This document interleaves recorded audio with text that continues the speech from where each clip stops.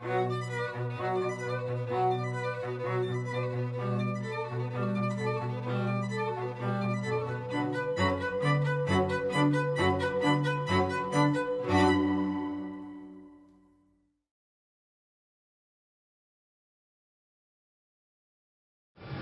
suis choqué par rien.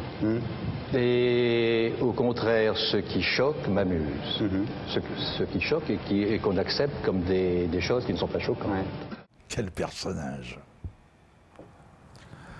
Un personnage sur lequel je n'arrive pas à me faire une opinion définitive. Défenseur de Klaus Barbie, au nom des droits de la défense. Défenseur des militants du FLN du temps de la guerre d'Algérie. Ancien communiste réunionnais, radical. Et à la fin de sa vie, où était-il exactement avec les Khmers rouges? Donc, à la fois, il a ma sympathie en tant qu'anticolonialiste, radical, mais après tout, Pol Pot aussi était un anticolonialiste radical. Et Adolf Hitler était un anti-impérialiste anglo-saxon. Donc, le fait d'être anti ne justifie pas tout non plus. D'où mon ambiguïté. Entre autres, les arguments qu'il a employés contre certains témoins lors du procès Barbie relevaient quand même d'un cynisme rare. J'entends bien que c'est le rôle d'un avocat.